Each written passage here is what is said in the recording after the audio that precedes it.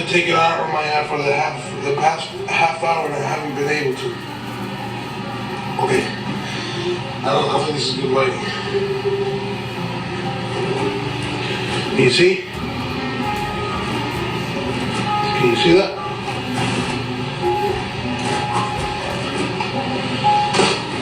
Look at that. Can you see that? Hurt TikTok.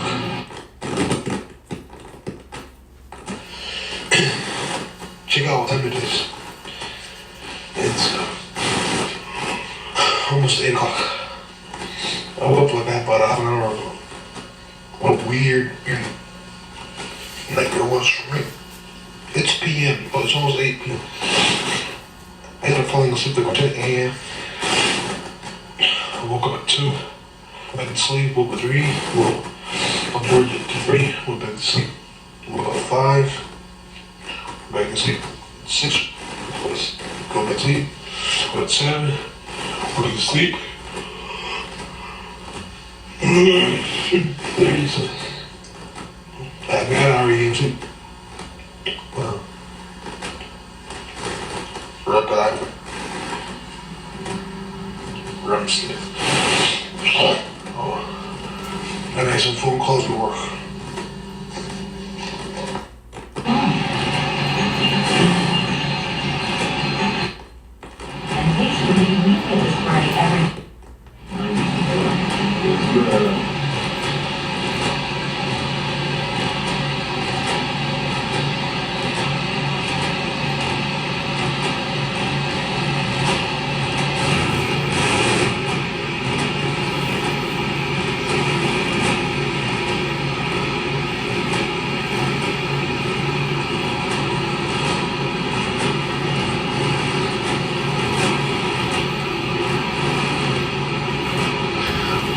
What the fuck is you're the club, okay?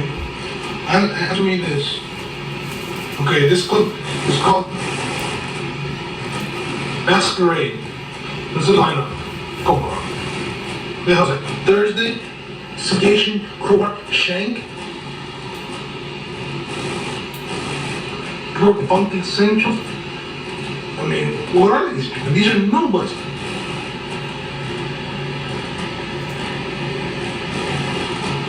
The Last Poet, I mean,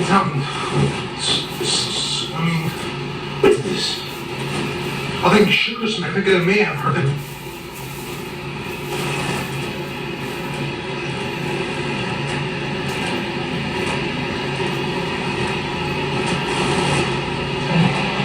I don't know, you know what I mean? But this is what the hell is she doing? I named her, okay? She sold millions and millions of records, okay?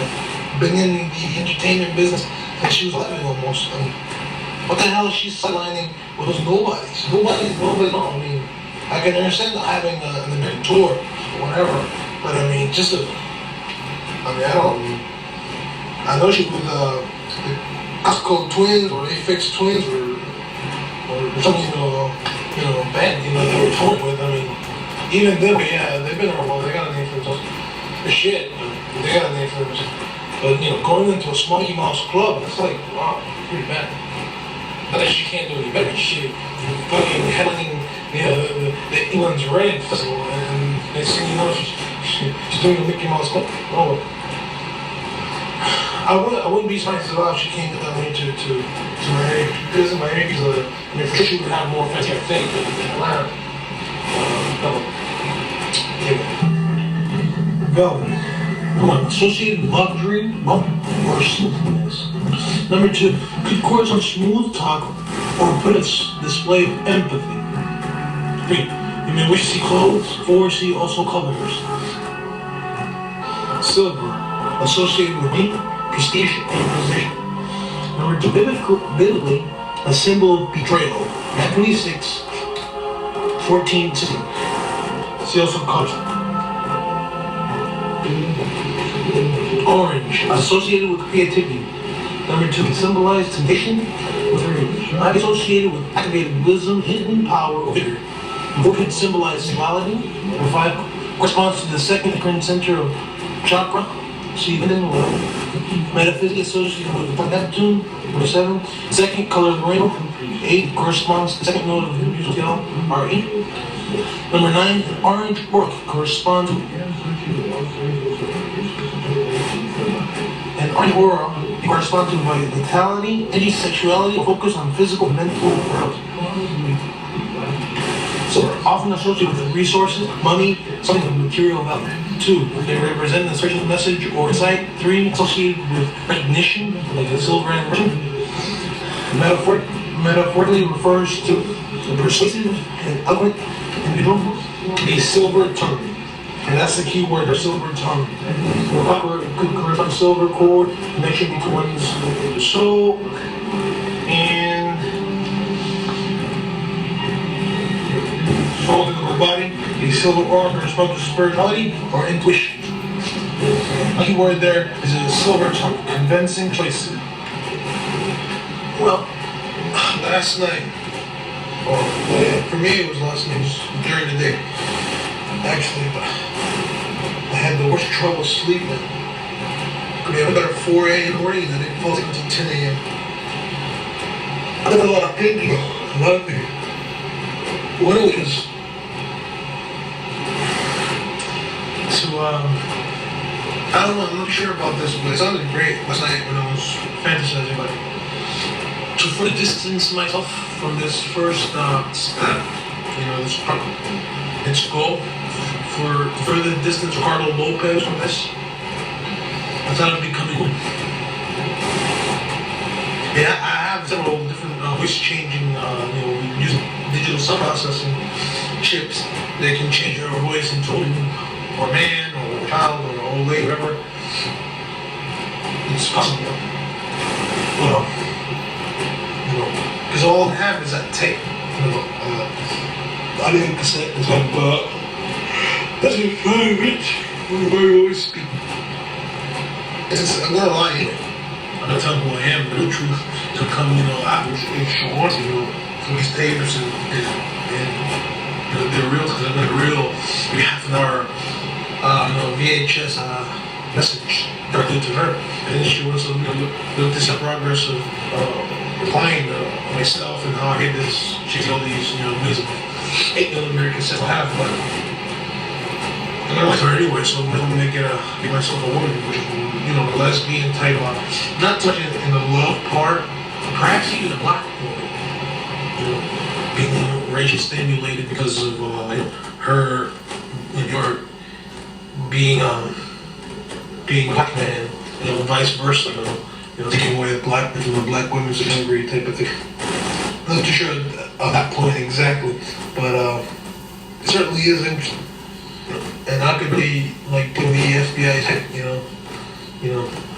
like pretend I would like to put package in the closest post office to a Kmart, a basic Kmart in New York City, and under the velvet, which is to be glued to this cardboard, I have not invisible, you can buy, but your own type of watermark and oil type of written message, to be a secret message saying that, March 25th, 1998, whatever, 1:15 p.m. Kmart, corner of 7, whatever, address of a real Kmart. Toy department, I4, top shelf. It looks like, or I'm gonna put like 115 to 315. Make it look like I'll have to be there to, to check it, and like let them know they're there before because the deal's off or something like that, so they'll have to know that I'm in or something like that. And if they go there, they don't find out that lots of chicken, I think got chicken down something like that, or it's like the heat coming. And that's great because it'll put me in New York, which I'm not gonna be, but it'll put me there. So it's something we definitely need to think about, because I don't like her anyway. So if you do a little white, you might as well go. The only problem being that being a female is the incredible threat issue. mean, yeah, of course, any obsessed female, you know, in her mind can do anything an obsessed man can do in her mind, but when it comes down to actual attacks and strategic warfare tactics, guerrilla tech, it's not as threatening. But what is more threatening is the fact that a female is non-threatening because of the very fact she can easily infiltrate herself and gain the trust of her friends and this and, you know, get real close up to her and just blow her away or stab her, you know, or whatever.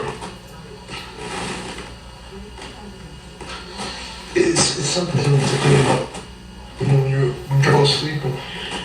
You just say, fuck it, I might as well think. You do these things, so you think. And the subject of, you know, blacks and stuff like that. Not to make them feel so bad. Because, I mean, I hate just about everybody in this world, you know, equal opportunity, hate, bigot. But I have a particular, I had to choose to hate. If I could only hate one, it would definitely be the blacks. But in comparison, I don't know if you can see, this is where I am. This is where the earth is. Oh, this is the rest of humanity is. Right below that is the west, and animals and insects and stuff. But I'm way up here, and things are right here, so there's not really that much of a difference. Like, you know, comparing cancer to leukemia, you know. You know, the lesser of two evils is other races, but they all are horrible anyway. So it's like I'm all pro this now. You know, so it really gets me because of, you know, I mean, I grew up in Georgia, okay.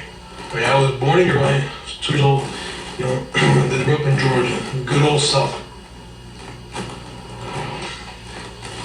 I mean, even though to every mixed school, you know, we had a little bit of everything, you know. But the sentiment, especially with the white, I mean, one thing, I mean, I hang around with whites because I was Spanish, and at least when I grew up, we were all Mexicans, you know, and not the majority of the Mexicans like they are in Mexico, but just the Indian Mexicans, the mestizos, you know, the real white Indians, and I don't look like an Indian. So automatically, you know, look at me now, he's white, you know, and since I spoke with a you know, sort of a country twang type of thing to it, when I figured out with him, and then once we found out, man, you're Spanish? Wow, you look Mexican? I said, no, I don't look Mexican, I'm not Mexican. He goes, but you're Spanish. There are Spanish people besides Mexicans. You know, a lot of Americans are stupid. But anyway, I grew up looking at blacks as, I mean, I had black friends, believe it or not, I did. You know, they were cool people, their families were good, and, you know, I knew plenty of good black folks, you know. But the thing that knocks me most about blacks, it really knocks me most, is not the crime element or, you know, the oh, I'm hot dog, cute, you know, because in a way, I mean, they're actually living their lives the way I'm planning on living, you know, they figure, you know, they have no future, you know, I can't blame them that they grew up, I mean, yeah, a lot of it is their fault, you know, I mean, it's real hard to make it in this world, it's real hard. And you gotta really fight to make it in this world, whatever color you are, especially if you're black, because you got a lot of enemies against you. And it takes an extra willpower to make it. When they look around their neighborhoods, they see their elders, they see their, you know, living like shit, you know, and the ghetto's all fucked up, and they see, look, that's my future. I mean, you know, they figure to make it into, you know, to supervise, you know, develop themselves beyond that. You know, the only thing they see is through sports and this and that. And a lot of them don't even go for, like, they drop out of school and, you know, they go into gangs because they don't have fathers, and it's the violence and who's harder, and they say, fuck it, I'm 20, but I might not live to see 24, like that, you know, cool you. And so they're put in a position where, like, you know, I'm a teenager, I'm gonna probably lie for 3 or 4 years, you know, get shot, you know, or get in prison, there's no future. And so they figure, fuck it, I'm gonna life in the fast lane. You know, I'm gonna sell drugs or I'm gonna be in gangs, get the family type of bonding from my gang members, get the money from drugs, you know, release all my tensions against the white people, violence and this and that. And that's like live their lives. Actually, my philosophies, the way I've been talking, the way I've been thinking for the last couple of years, it pretty much rolls around the same thing. So I can't, it's not that different for me. You know. But the thing that gets me the most about, okay, is racism. That's what gets me. you hardly see any, white men with black. Yeah, you see them, but you don't see nothing compared to black men with white women. Even disgusting, ugly, fat, pieces of shit, like white women, white trash. They have a black man, he's this guy, he's right, he might be a good father, but I just don't like the contrast. I really don't like those. In my whites are better than black, in comparison to me. They're way down there, not shit. So, I mean, this is completely ridiculous and ignorant. It's the basic, and I know it's ignorant, but that's how I feel. I want to change it to like hatred. I like that. It brings a joy. It's like I hate, to have a lot of aggression at the world. Something when I hate something specific, I just release it on that. In a way, it honestly, when I see like man with a beautiful, my type of woman, white woman, beautiful, and the guy might be, real, clean, clean cut, shaven, not a gangster, worked out, maybe confession, this is not a good guy. I see women as insects. Like there's a saying that says, and this applies for both sentences. I'll show you the difference in a second. There's a saying that goes in Spanish, un beso como una mosca se pegan a una cosa buena como un pedazo de mierda. What that means is good women are like flies. This is something good. At the same time, that's like, piece of shit, like flies. Your finely prepared meal, your best, the chef in the world brings you awesome, out of labor, intense creativity, this and that, beautiful, creating a piece. And you can have flies on that, they'll stick it, great, cool. And then you have the worst, disgusting, tuberculosis, infected, with cholera, piece of shit, fucking maggots and stuff like that, and the flies will be right there, same thing. So, and men, it applies to you'll see, a nice guy go for a chick just because she's got big tits or something. The chick might be a fucking piece of shit. But the difference is this, and the majority of men, the men who go for women like that, for a piece of shit, women like that, maybe a woman that's no good, horrible, but she got a big ass, or she's got big tits, or, she might look pretty good, it's not the emotional attraction, it's more of a physical attraction. And on the other hand, for women, it's more of an emotional attraction.